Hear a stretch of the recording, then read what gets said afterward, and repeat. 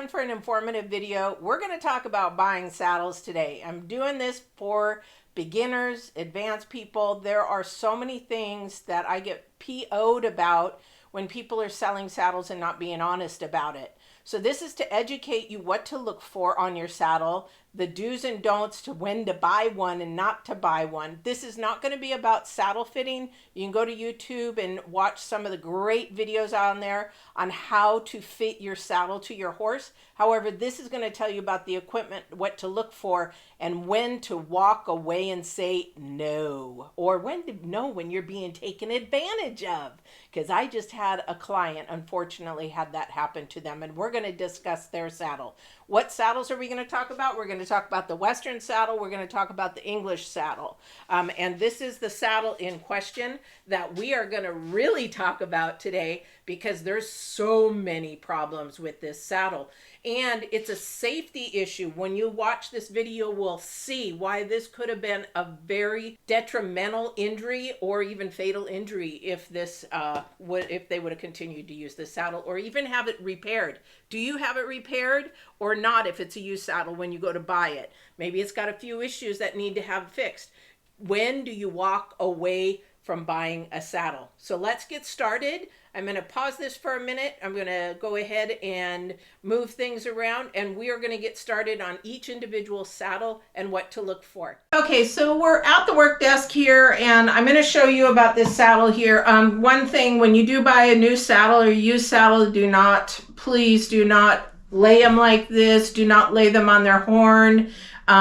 Get a saddle stand of any kind to put them on. It just helps save the integrity of the saddle. Also, too, you're not creating any pressure points for your horse when you get it on. So, this is a crappy saddle. Unfortunately, the people that just bought this saddle brought it in because it has damage to it. They wanted to see if I could fix it, okay? I told them no. And the reason why I told them no is for liability reasons. So the people who brought this saddle in, unfortunately, bought this from a seller, tack shop.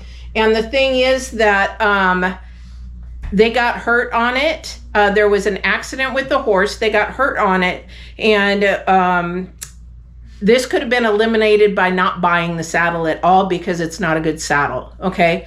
This saddle is either made from India or Pakistan. I would say more India because of the quality of the leather. I'm going to show you the damage to it and you're going to go, oh, wow. So what's wrong with this saddle? Let's go. This is stay away from saddles of this nature, okay? So number one, if it's a newer saddle, which it looks like it could have been really brand new without where they had the accident because the horse tumbled and the saddle went over, okay? And what happened was, when we move all this out of the way, okay, look at here, completely ripped away. I'm going to move this so you can see it a little bit. It ripped away. This is called your rigging plate. Okay, the way that this saddle was put together, this is a cheap old rigging plate. This is what holds your cinch on. You need this to be sturdy. You need this to be sort of like at an angle so that it has some pressure this way.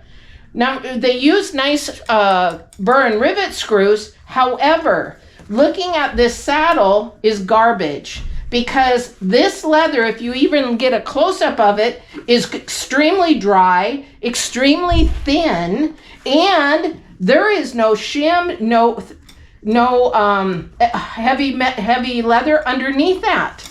So this was going to give way no matter the size of the person or anything. Okay, this is a huge thing to look at when you are buying your saddles, guys. What is the leather? How thick is the leather? Okay, this bottom leather here it's very deceitful. It looks like it's 12-ounce leather. However, this is just a calf skin binding. And if I get a knife and I split this, I split my thumb open doing some work. So let me see if I can do this really quickly. Because it split. This is going in the garbage. They didn't even want to keep it.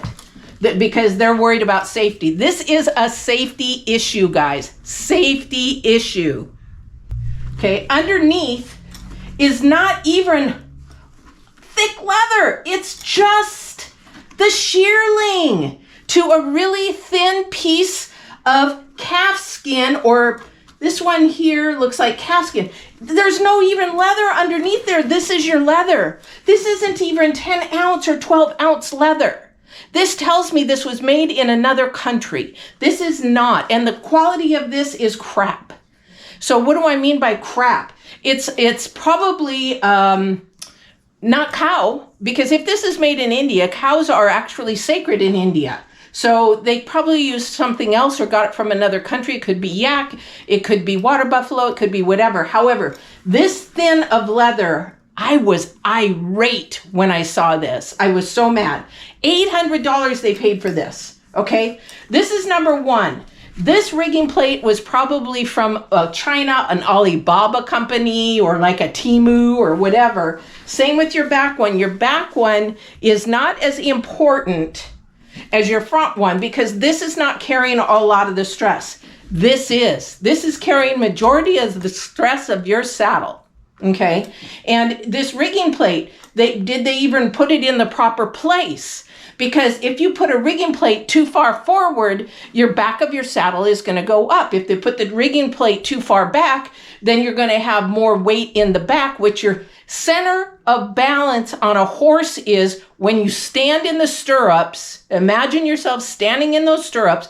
That is the center of balance for a horse. So if the rigging plate is too far forward, too back, you might even see a double rigging plate. Good, not a problem. Do not buy a saddle with this thin of a rigging plate. Do not buy a saddle with when you've got them straight up and down. And look at this. This just irates me. There's no leather underneath there. It's just the shearling. This is the shearling, okay? Yes, I'm getting excited because somebody could have been killed. That's the problem where I get excited on. Big problem. Absolutely no, walk away from this saddle. The other thing is they take and they put a thin piece of leather, which you wouldn't even use for a belt around your waist, and then they throw some webbing in the back for support. They do that to cut costs. The other thing is on this one, you're looking at your fenders, and these are your leathers. This is all one piece. When we do saddle work, we have to put the fender onto this part, which is called your leather, your stirrup leather.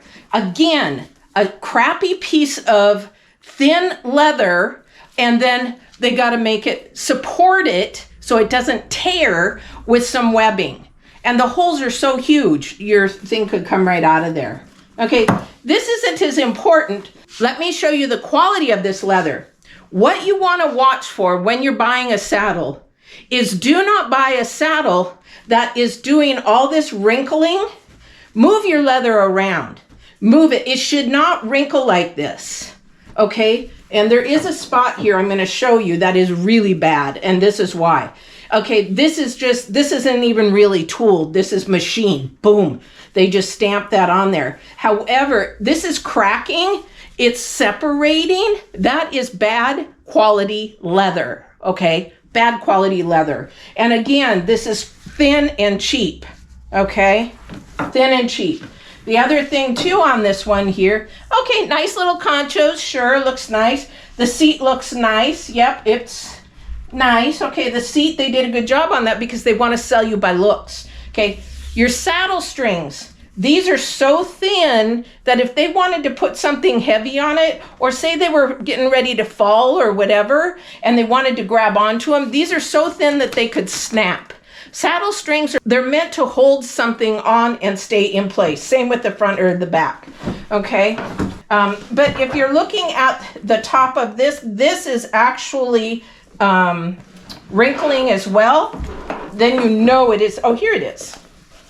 Okay, why they have this here, it's more of a, but you take a look at this, and if this was supposed to protect you from your rigging plate, look at this, how thin this isn't even 5 inch. And look at how it's cracking. This is what you want to really focus in on your saddles, is the type of leather they're using, especially if it's a newer saddle. The other thing is that you cannot see it, but there's going to be a tip that I'm going to show you, that you want to make sure you're not buying a hollow pommel, okay? If it's fiberglass, it is going to be hollow. Then it can be dangerous. Fiberglass breaks very easily. So if your horse were to tumble like this one did, this has some stability to it. However, if it is fiberglass made, you want to stay away from it. There's a couple ways to tell, okay? Knock on your pommel. If it sounds hollow, it is. If it sounds like it's a little bit stable, it is. But I would say this is a fiberglass tree with probably some heavier support in the corners of the fiberglass. This woman is brand new to horses, and she wanted to have a nice fit on top, okay? Wrong. You want to fit the horse first. So the most important part to this saddle is the gullet, the back, and the bars of where that is, okay? It has to match the horse first. Comfort second. So anything from the bars below, horse. Anything from the seat above, you, okay? First, horse. Okay, I'm gonna tell you that over and over and over again, because everybody's buying saddles because it looks pretty. No, okay, please don't do that. Please don't do that. So this has to fit the horse first, okay? So we're gonna flip it over, and I'm gonna show you some things with this. Do's and don'ts on the underside. You flip that saddle. If it's in a saddle stand, you flip it upside down and you see how the fleece is. This is fake fleece. This is a fake golden fleece. There's fake natural fleeces. Another typical thing that I know that this was made in India is how this bottom is put together.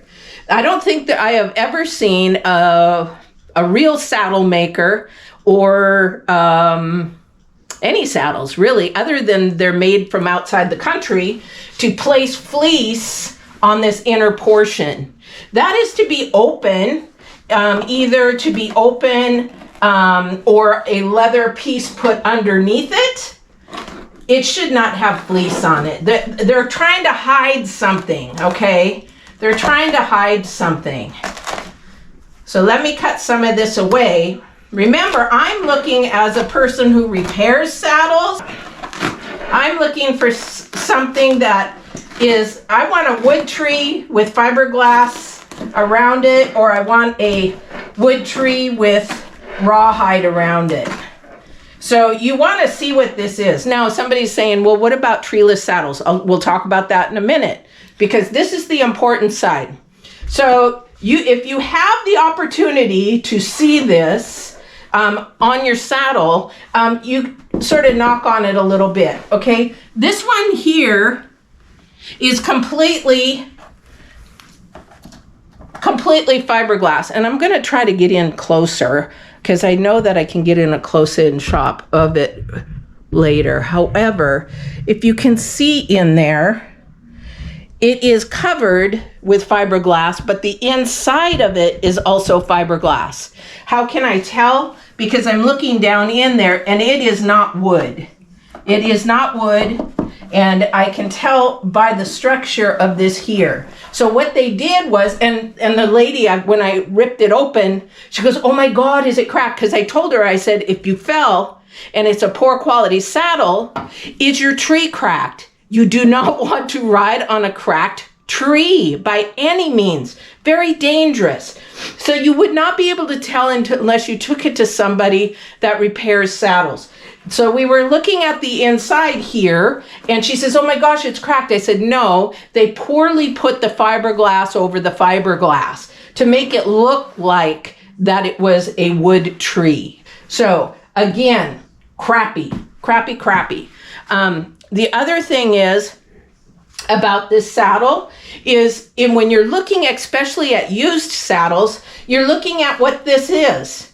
This is fake golden fleece. Well, what's wrong with that? The problem with fake fleece is that it doesn't breathe. It's acrylic material, so it doesn't breathe. It allows your horse to sweat. It wears down faster. So what you want to do when you're looking at a saddle is look at and just sort of peel this back a little bit, and you'll see the fibers right there that show you. You don't have to even have a knife to do this, but you just peel them back and you can see the fibers, or you can see the sheepskin. Okay, you want to look at that because that's going to tell you the longevity of this. Okay, if you're buying a used saddle and saying, well, it has a little bit of shearling gone here, a little bit of shearling gone here. Is this going to be a saddle? Maybe I can just refleece it and it'll be fine. Or people say, can I change the bottom of it? Can I change the material on the bottom? Can I change the skirting? This is not the skirting, people. This is the fleece. So skirting is the outside, fleece is the inside, okay?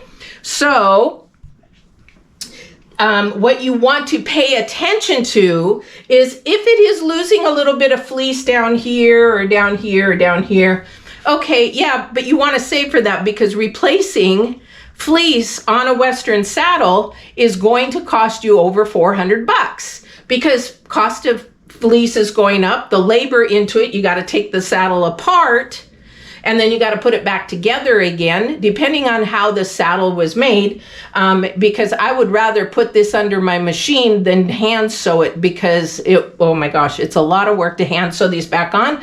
I did it for years. Thank God I've got Big Bertha now and we do it by machine. But the thing that you want to look for, okay, and if you buy this saddle, what I'm feeling here is when you turn your saddle or turn the saddle that you want to buy upside down, you'll feel a ridge. Okay, you're going to feel a ridge along here, and this has got really wide. This is called a bar. Okay, these are your saddle's bars. If there is fleece coming off anywhere in this bar, you want to pay attention to it. Because that will need to be refleeced. If it's down here on the bottom, that's aesthetics. But if it's the fleece is coming off in your bar section, you'll want to have to refleece it. If you don't have an extra $400 to put into it, walk away. Okay, just walk away. There's hundreds of saddles out there right now. Okay, the other thing too to watch for is when you see this, okay, and it is used and somebody hasn't really cleaned it properly, then you want to look for where are the dirty spots. Okay, so this is really dirty here. So more pressure was being on the right front. It didn't really maybe fit this horse that properly. However, where is it? And are those parts of that shearling beginning to thin? So pay attention to the bars in your saddle. Hard part, you can feel the edging of the bars, okay? Really, really important. And then we're going to talk about the gullet, and we're going to talk about a little bit about your D-rings, okay? Depends on the type of riding that you do, where you want those riggings placed, okay? So let's talk about the gullet. Many people, this is your gullet. Like I said, I'm handling this like it's going in the garbage, guys. It's just for educational purposes. So the gullet is this part here. And the thing is, when you go by, there's a couple of tricks as I explained to them. There's some things that you can do, and that's for saddle fitting. But the other thing is, this is the important part, the number one piece that really needs to fit the horse first, because if you have high withers, low withers, a mutton back, whatever it is, this is going to be your key element to where it's going to sit on the horse. Please watch a saddle fitting video from one of the experts that do that, so you can see if you're placing your saddle, one, in the right position when you're testing out a saddle, and two, that gullet fits that saddle, okay? So please make sure that you take this video and coincide it with a saddle fitting video, okay? So what you want to pay attention to is the gullet size. Why? Because this is where you're creating pressure points, as in this person's, she has another saddle. They put that horse into a different saddle, and she goes, yeah, well, he needs some work on his left side because he's pretty cranky. I said, no, the saddle doesn't fit him. That's why he's cranky. When she rode in this one, the saddle did really, really well. So a horse can become super cranky because you're putting pressure points or ouchies in areas that, especially in that shoulder movement where they're moving, if you've got the saddle placed too high, too low back, or wherever you've got it placed, if it's not allowing that shoulder movement, or it's pinching, or your cinch, I'm sorry, I do not like neoprene cinches, really bad for a horse. However, if you use them, don't comment, don't message me. That's your opinion. But I'm a scuba diver. I don't like you can't breathe. It chafes, it rips hair, blah, blah, blah, blah, blah. So when you're doing your gullet, because people go up here, whoops, like, oh, I'm gonna measure it. Oh, right here. Oh, right here. Oh, down here. Oh, here. Oh, so you don't know where to measure it. You need to measure it from button to button. That's the same thing, almost like with an English saddle, and people measure English saddles incorrectly as well. Okay, so when you're measuring this, okay, you go from button, so basically screw to screw. So this is an 8-inch gullet. This is a very wide tree. This would be a full quarter horse tree, probably a little bit wider, small draft, put it that way, kind of a thing. But this would be for a wide shouldered horse. But the key to this is measure from button to button, not up here, not down here, button to button, okay? That's your gullet size. Now, if you're like, oh my God, well, how am I gonna know when I go to go look at the saddle or whatever? One of the tricks that you can do is, it's an old trick and it's not 100%, however, it gives you a good idea, is that you take, and I know you might have a hard time finding something like this, but either find an old wire hanger, something that will bend to the shape of the horse's withers. Now this is why I tell you to go watch a saddle fitting video, because it's going to show you where to put that wire on the horse's withers and mold it over the withers. And you're like, why would I do that? Because when you go to a place like a tack shop, which there's very few, and there's a lot of consignment shops, okay, and they have a ton of saddles in there, and you're like, I don't know which one, I don't know which one. If you very carefully don't bend that any other way, lay it flat or whatever, leave it alone, but when you take that to the tack shop or to a saddle, you slide that underneath. And if that doesn't fit, you need to walk away, because if it's got a lot of room here, then the saddle is too wide. If it's pinching and pushing your wire in, it's too narrow. So you need it just to fit perfectly underneath, or you walk away. You're spending money you don't need. Well, but Patty, they've got saddle pads. I have a really thick saddle pad. Band-Aid fix for a bad fit saddle, okay?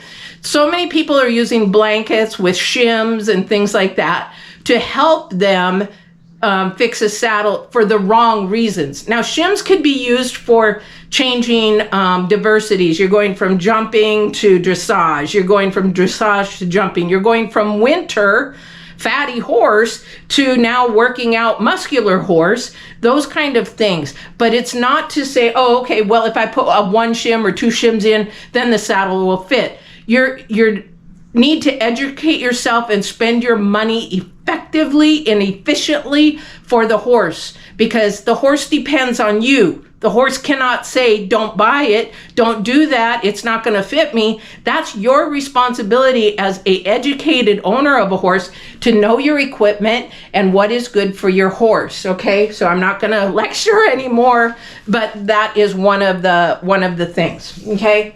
So now we've got the gullet, we've got the horse, okay, we've got to fit that.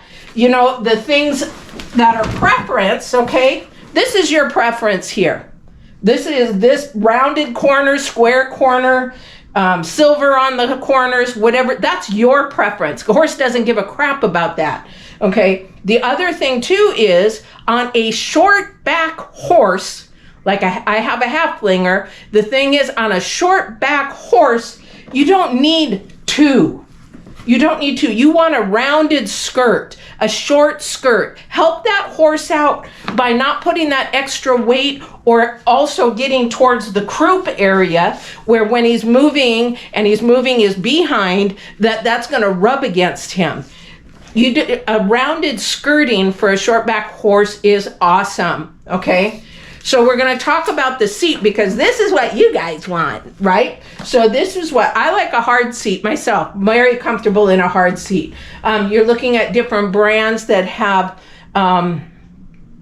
different kind of seats, okay? So another thing about this saddle that I would say no is that it's nice and smooth, okay? If you're going to have a smooth seat, maybe have an insert that's a little bit rough. Okay, you can put like rough out, you could put stingray in there, you could put elephant, you could put different things that are a little bit more rough because it'll give you a little more stick. I would not want this seat because I'm slipping and sliding all over it if I had an accident or I was on a trail and something spooked. These are slippery, these are slippery, these are slippery. Unless I've got really good balance and really good leg work, that you're gonna stick, okay? This is usually rough out in a saddle, and a rough out helps you stick to a saddle, okay? Okay, just let's for a moment talk about swells on your saddle. We talked about the seat and the cantle. However, swells are extremely important.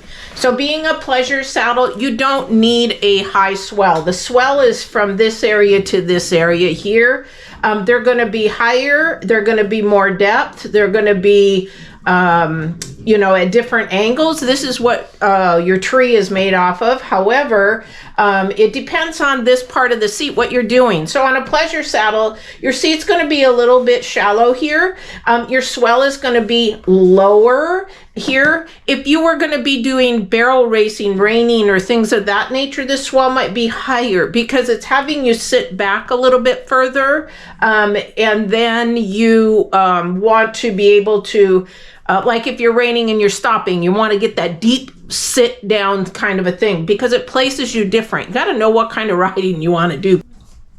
So it's really important to know what type of saddle. So if you go and you buy a barrel saddle or a reining saddle that has a deep swell, you're going to be set back, your feet are going to be set back a little bit further, that kind of a thing. This is a pleasure saddle. This is a good swell, actually. It's not too steep, and it keeps you somewhat in the back of the seat. However, you can, it's easier to move forward and stuff. Because you want to really be, if you're on trails and you're doing anything for a length of time, keeping that center of balance for that horse is much more comfortable for them. So the further you sit back in the croup area, then the harder it is on the horse to be able to get that forward movement. All right. One thing I will tell you, if you're a brand new beginner, or if you have trouble with a horse bucking and doing all that kind of stuff, barrel saddles are really, really good because they keep you in the seat a little bit deeper. And you can be able to use your legs a little bit better. Barrel saddles are really actually a comfortable saddle. However, they do have that deeper seat. They do have that higher swell. The other thing too is that if you want to add bucking rolls here, which if you want to do that, you can add those. Those can be added to your saddle. But pay attention to your swell here. Pay attention to how deep your seat is. And the cantle is sort of a preference, but this will tell you, and I will tell you, some roping saddles do have a cantle, but they may have that pencil rim that I talked about as well. All right, I hope that helps in the swell area for you. What I want to show you when you're buying a saddle, how to measure your seat, because unfortunately, this seller told them that this was a 16-inch seat, and the lady needed actually probably an 18-inch seat or even a 19-inch seat. And so this isn't even a 16-inch seat. So let me show you why, okay? And I can tell you why that seller thinks that it's a 16-inch seat. But as working with saddles, we have to know exactly what kind of seat we're putting in, because we're going to go ahead and replace this. Now, when you're buying a saddle and there's some rips in here, unless you have another $400 or more, it's going to cost you to replace this. It's going to be very expensive. It could be up to $600 because this has got padding in it. And when we rip this padding or rip this seat off to put a new seat, go watch my video on replacing a padded seat. We have to take the foam out and everything. We have to sand it down. We have to take these off. We have to undo the stitching here. Very expensive, very extensive, a lot of work, okay? Make sure your seat is in pretty good. Now, if it's a little smooth in spots, I have a video for that, I think, how to clean your suede on your seat. Very easy video. However, let's talk about this seat here, okay? So, you have to measure your seat, and where your tummy starts should start about 2 to 3 fingers in, okay? Some people like 2. Personally, I like to have 3. And I'm going to tell you why that's really important in a minute. However, if this person's tummy was way up to the up to here, pushing hard against here, did not fit her at all. Shame on that seller. I would really like to give him a call. Okay, so when you measure a seat, you want to measure the tip, or from, this is called your pommel, this is called your cantle, okay? So you want to measure from here to where your butt is going to go. Okay, so there is padding here, right? Okay, so the person who sold this saddle to her definitely thought that they would go back to the leather. Well, that's not where her butt is stopping, okay? Her behind is stopping at 15. So this is a 15-inch seat for her. So it's not a 16. So you have to know how to measure a saddle correctly, or know yourself. Bring yourself a thing and make sure you can sit on the saddle in the shop. Don't waste time saying, well, I'll go test it, and not even know if it fits you, let alone fit the horse. That's why you're taking it per test. If they do not allow you to take the new or used saddle for testing, and this is why I don't buy online, but I'll explain this in a minute, but you should be able to test it. Unless I'm buying a saddle to sell or to repair or sell myself, then I'll do that, but knowing that it's may fit or not fit the other person's horse. I only like to sell locally if I can. Okay, so they can try it. They can try it. If you can't try it, then don't buy it. And online, you got to be really careful. If you're buying a new or used saddle online, what you want to do, ask them for every picture of every angle of that saddle. Top, bottom, sides, both sides, lift the fenders, or even take a video. Have them take a video, lift the fenders, look at that rigging plate. Make sure that you're asking them every question before you put $1 into that, because shipping costs are very expensive. I use a shipping supplier that, you know, this would cost you $80, $90 to ship, maybe $100, and it would cost me $30. So it's just because I've been in the business a long time. Okay, but let's get back. So knowing your seat size is really, really important, okay? You've got to know what size seat. So if you have a hard seat, if this was a hard seat and the padding was gone, yes, it would be a 16-inch seat, okay? Because you're going from leather to leather. If you have this is called, well, there's a lot of pencil rims. Like if you're buying a barrel racing saddle, you're not going to have this cantle piece. It's called a pencil rim, where it comes straight up and there is no cantle piece. That is called a pencil rim. And then that one would probably not have padding, and you would go from leather to pommel. Okay, so that's where you would find out on that. All right, so when you're looking at those kind of things, really, it's really important. Some saddles will come with a latigo and some will not. What's a latigo? Okay, it's this long piece in front, and please make sure it's one piece of heavy leather. Latigo is usually about 10, 11 ounces. This one here is two pieces put together. This would make a great belt. This would make a great belt. They did use it. It did work for a while. However, this is not the way the U.S. makes their the latigos. Okay. So the one thing I did forget to mention is about the stirrups. When you buy a new or used saddle, make sure it comes with stirrups. Okay, you want to be ready to go.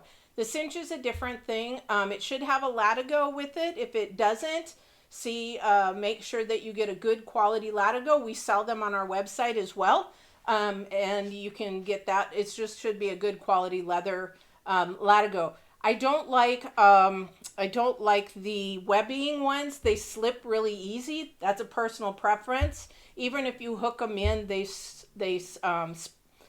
just really slippery. I just don't like them. So nice latigo, and that's the part that you cinch through. Okay, but stirrups. So a lot of them may not come with stirrups. If you're in a tack shop, see if they have some used stirrups.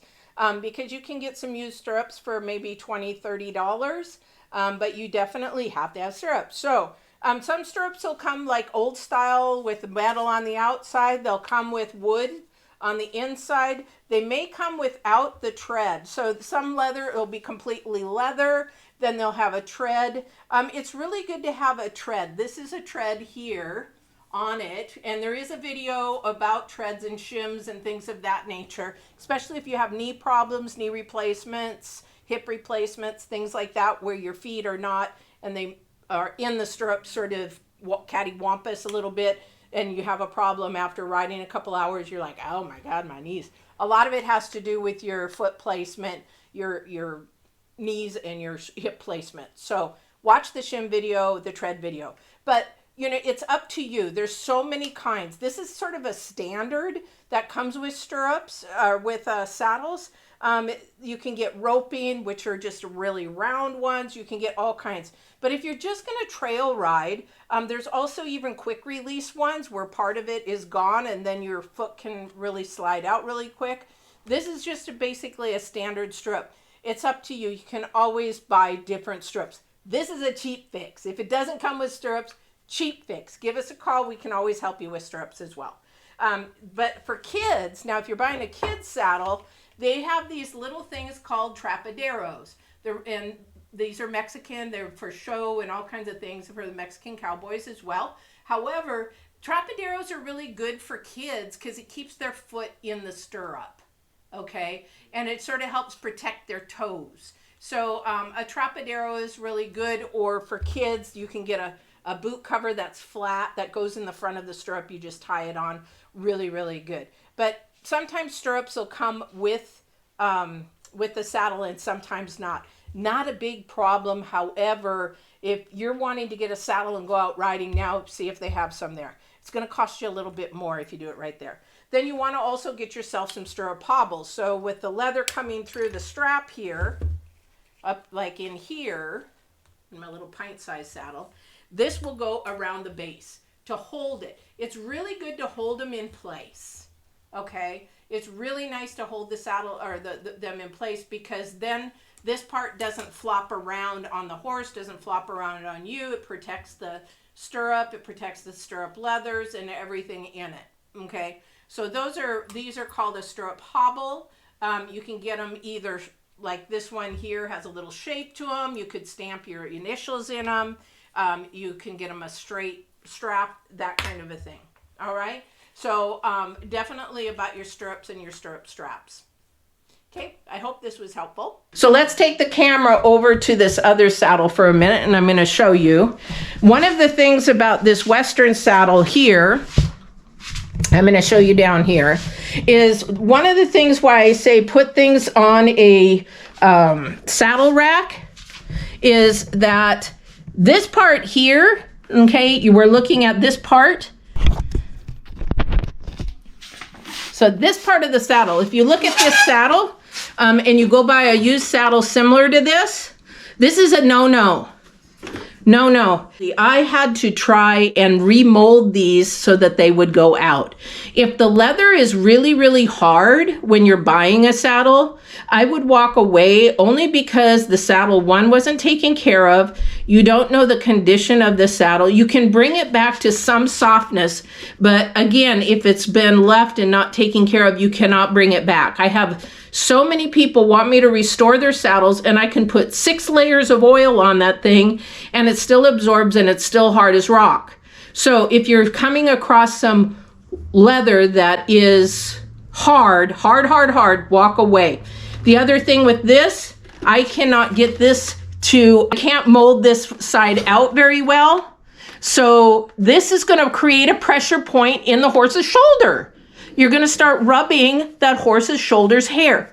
Don't do that. Don't buy a saddle that is way in like this. What they've done is, instead of putting it on a saddle stand, they've laid it down where it's on its horn. I'm going to back this up.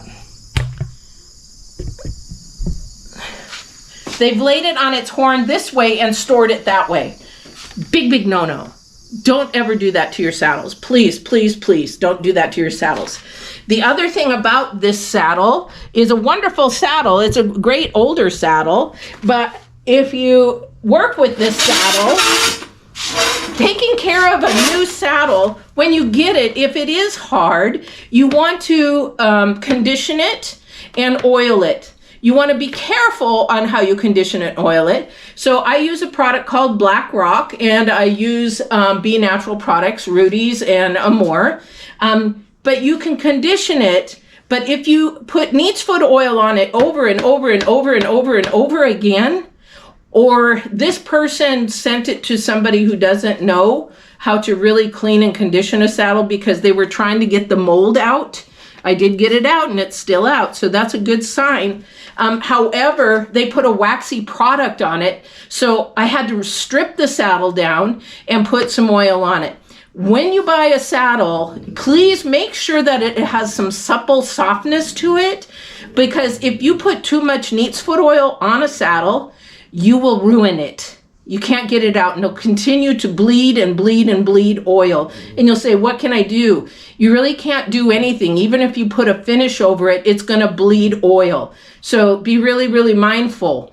The other thing too is, if you have somebody local that does leather repair, bring the saddle to them like you do a car. Can I take it to a mechanic and have it checked out? Take it to somebody who does saddles, saddle maker, saddle repair. Or even if you can't do that, we do have a service where we can FaceTime. We can't touch and feel the saddle, but we could get really close and give you some resources and advice about that saddle. Or we can say, hey, they're asking too much, and maybe come ask them to come down a couple hundred or something. Okay.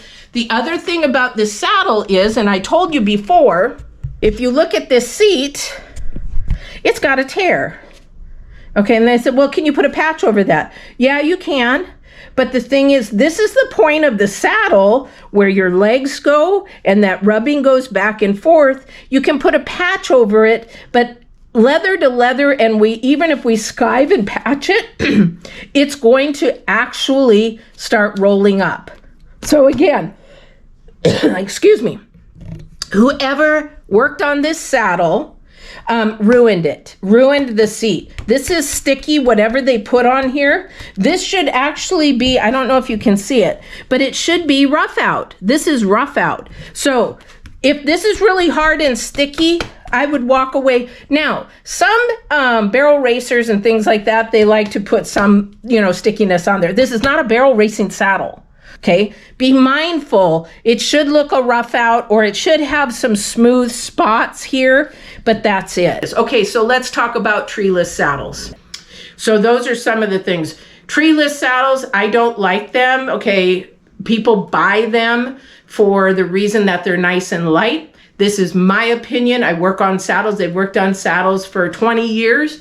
I don't personally like them. I think they break down. And the reason why you have a wood tree that is covered, it has some give, it has some support. Same with an English tree, you're going to have a metal support. There is a support there. And if you take away that support and you wear that saddle down over time, you begin to make pressure points. Okay, it's just a preference. And if you look at endurance saddles and all different kinds of saddles, pack saddles, they even have a wood panniard or the wood bars to put on the horse because it's support. They need some type of support. We're kind to our horses, okay? So let's move to the English saddle.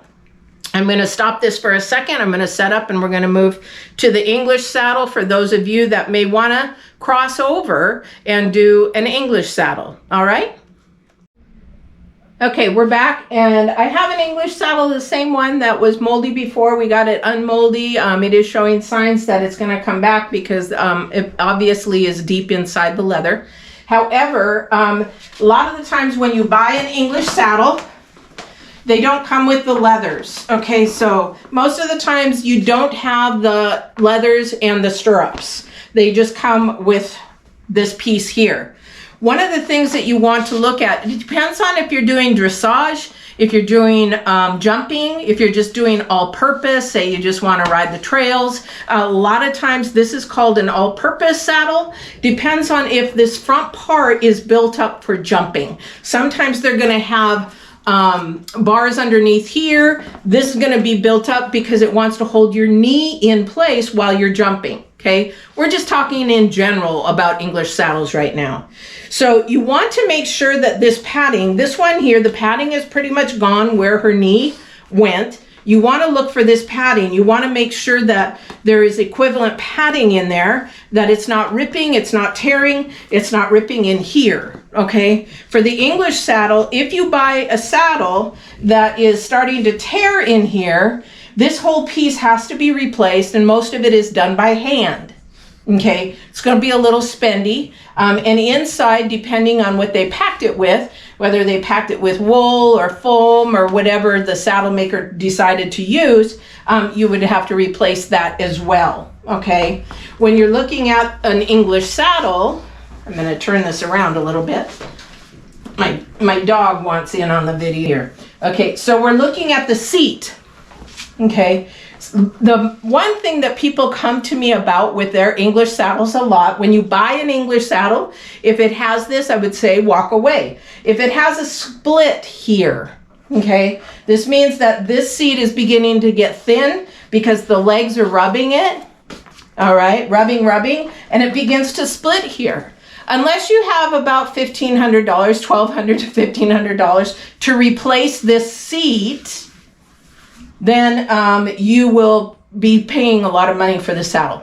Be careful, do not, walk away. There's a lot of saddles for sale, there is somebody that I had bought a little small English saddle from Florida, and they said that they had their seat redone for $800.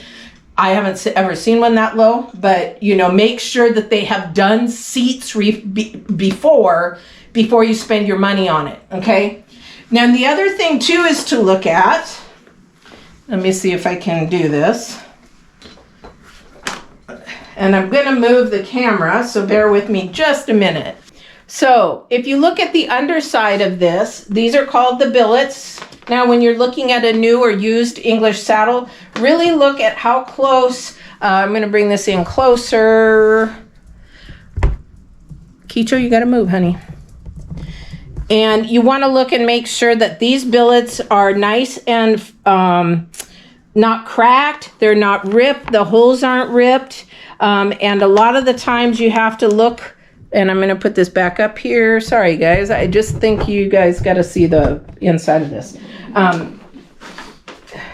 How they're put on here and making sure that they are going to be, everything is nicely sewn in. This one is really, really good. This is a nice quality saddle. She bought it for a low price because somebody didn't know what they had and she's going to resell it. But you want to make sure that the billets. Now, if the billets are not very good, but the rest of the saddle is, doesn't mean a no. What you can do is have those billets replaced. I do billets all the time. All the time I do billets, okay?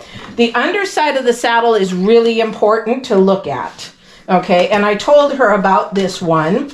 I don't know if you can see this in the camera. You should be able to. So I'm going to try to move this.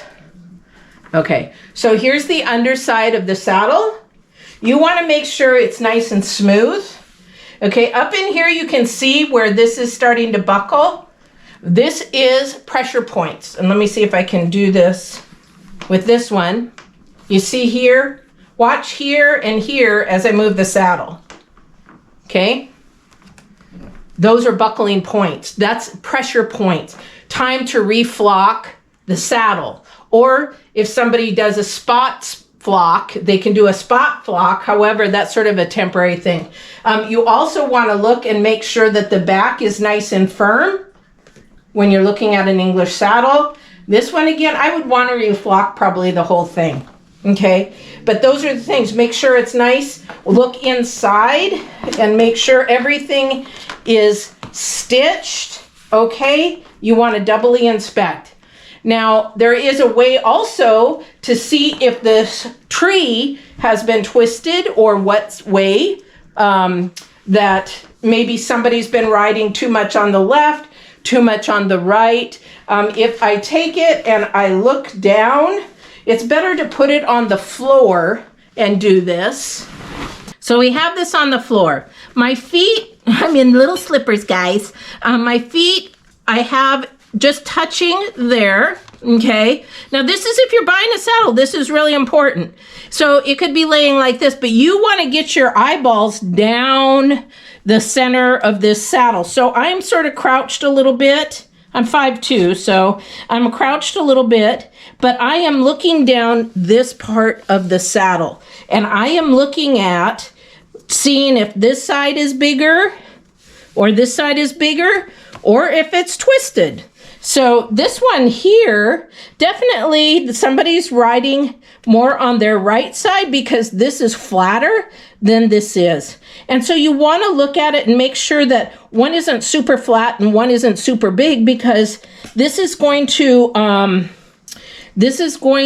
throw the horse off if you ride more on your left side, because this right side is flatter than your left side. So making sure that they look pretty even is one part of your underside of your English saddle. Same with the point, or the points are on the other side, but the crinkling of the front of the saddle.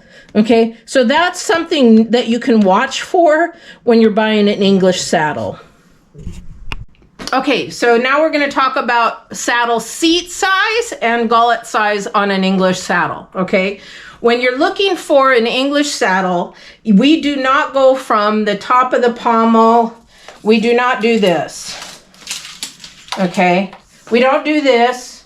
We don't do this, okay? That's not the way to do an English saddle. I've seen so many people on videos saying, okay, this is how you do your, and they have no clue that they're giving them the wrong measurement. When you want to measure an English saddle, always take a tape measure with you, or a ruler or something with you when you're going to go buy saddles, Western or English.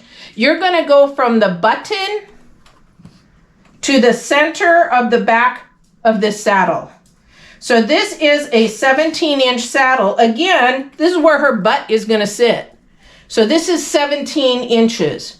And you have to know when you're sitting in this saddle, depends on a dressage saddle, depends on a all-purpose saddle, depends on if it's a saddle seat, totally different kind of saddle, where you're going to be placing, okay?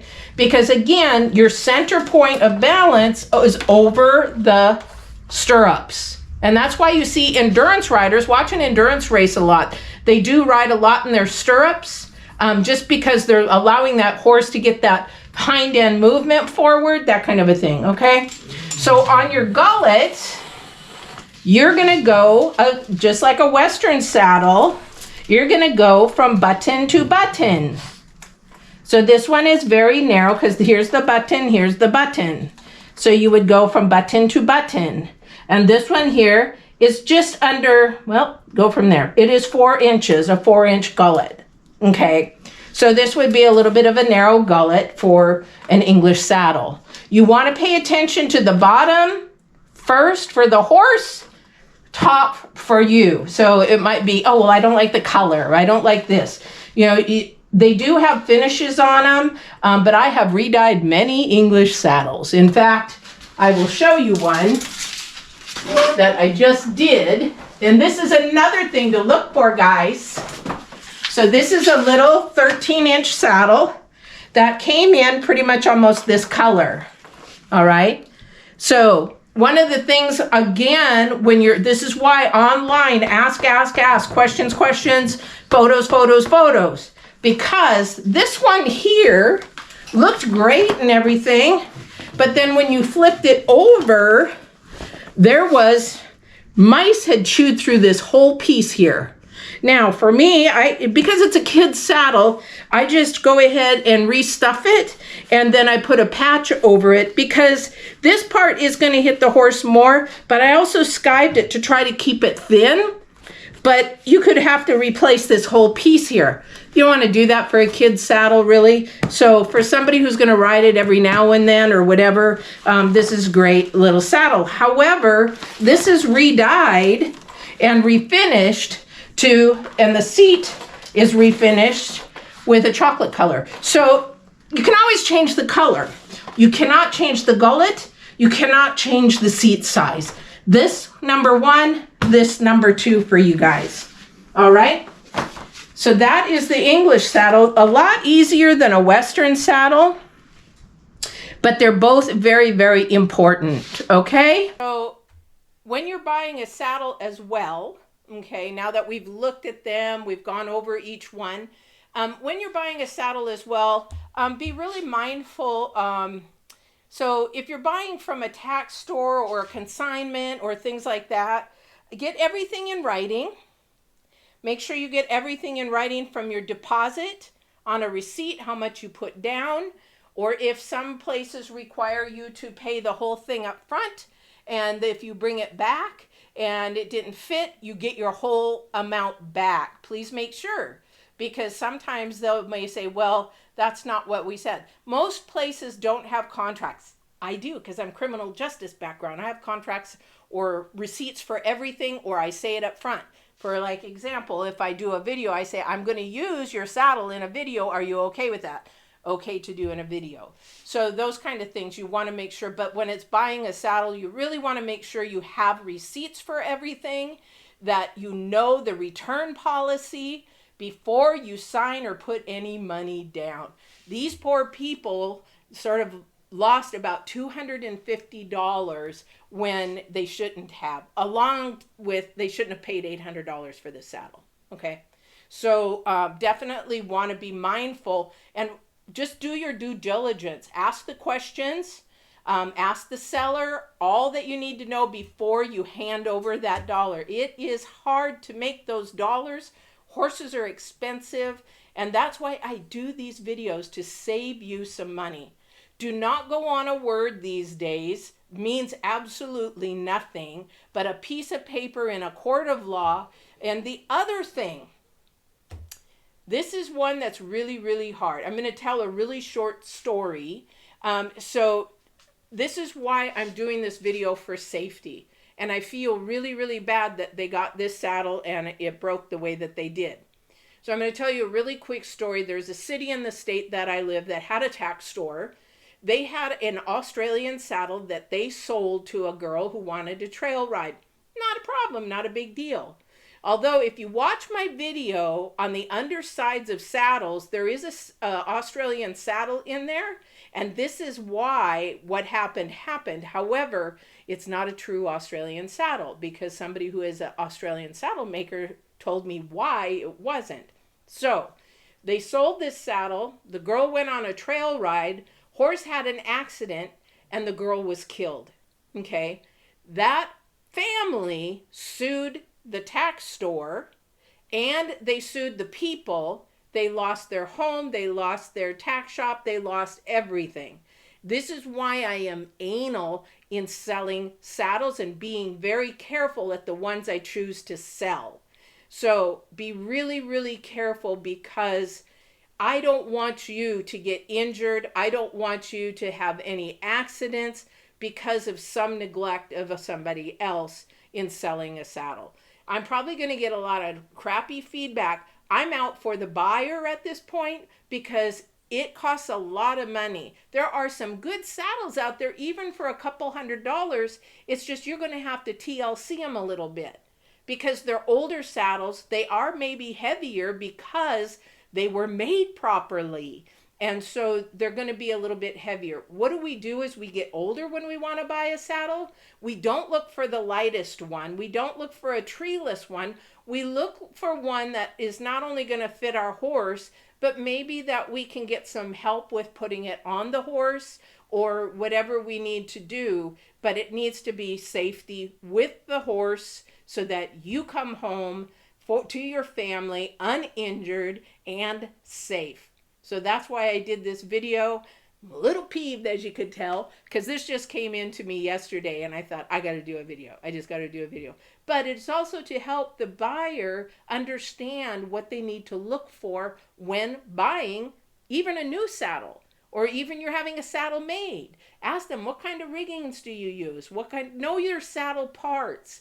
I have, if you want, maybe I should put it on my website. It has all the saddle parts. 4-H teaches this stuff to our kids. We should know it as adults. I need to fix that thingy bobber on the bottom. I'm like, the skirting. And I'm like, skirting? There's no skirting on the bottom. Well, you know that fluffy stuff. The fleece, the shearling, the fleece. Know the parts of your saddle so that you can be educated when you go to buy a saddle, that they know what you're looking for and you sound a little smart about it. I hope this was helpful. Please comment below if this has been helpful, if you bought a saddle and things went wrong, or even if you don't know the rights of buying a saddle or what you can do if you've been taken advantage of. Give me a comment. I will email you and let you know. Have a wonderful day. I hope you watch more of our videos on The Leather Lady LLC on YouTube, or go to our website, theleatherladyllc.com, for products, DIY kits, classes, workshops. There's even some motorcycle stuff, aviation, sheepskins. We sell a lot of sheepskin and leather crafting tools. I hope this was helpful. Have a wonderful day and God bless.